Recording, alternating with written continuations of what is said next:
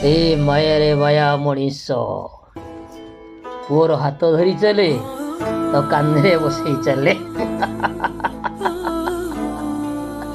ଯାତ୍ରା ଭିଡ଼ ହାତ ଛାଡ଼ିବୁନି, କାନ୍ଧରୁ କାଢ଼ିବୁନି, ପୁଅ ହଜିଯିବ। ବୁଢ଼ା ହେଇଗଲେ ଏକା ହେଇଯିବୁ, ତ ହାତ ଧରିବାକୁ ତୋର କେହି ସାହାରା ନଥିବେ। ପୁଅକୁ ମଣିଷ କର, ସେ ପୁଅ ତ ସାହାରା ହବ, ତ ଅନ୍ଧାର ରାତିର ଆଲୁଅ ହବ। ଖୁଆବେ ଭଲ ଲାଗ, ଭଲ ଗୁନ୍ଦ, ପୁଅକୁ କ୍ଷୀରି ଫିରି ଖୁଆ, ଝାଗଡ଼ା କର। ପୁଅ ମଜବୁତିଆ ହେଲେ ତତେ ବୁଢ଼ା କାଳେ ମୁଣ୍ଡରେ ମୁଣ୍ଡେଇବ।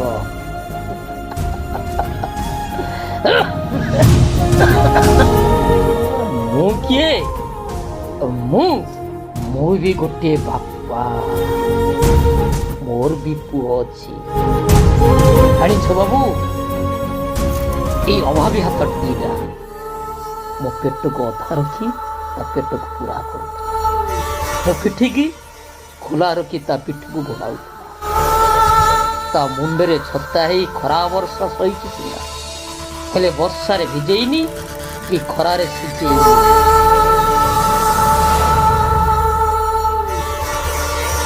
ବହୁତ କଷ୍ଟ କରି ତାକୁ ପାଠ ପଢ଼ିଲି। ବଡ଼ ଚାକିରି କରି ବାହାରିଲା ପରେ ପୁଅଟା ମୋର ବଦଳି ଗଲା।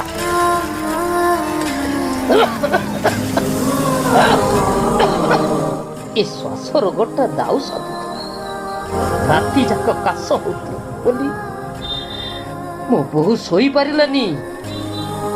ସେଇଥିପାଇଁ ପୁଅ ମତେ ଆଣି ବୃଦ୍ଧାଶ୍ରମରେ ଛାଡ଼ିଦେଲା।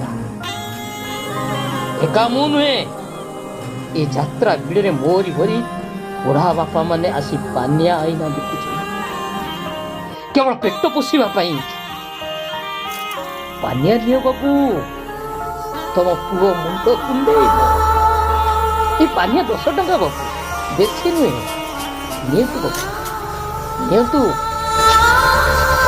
ବାବୁ ଚାଲିଗଲେ, ତୋର ହାତ ଧରି ଚାଲନ୍ତୁ ବାବୁ, ସିଏ ପୁରା ଆପଣଙ୍କର ବୁଢ଼ା ବୟସରେ ସାହାରା ହବ।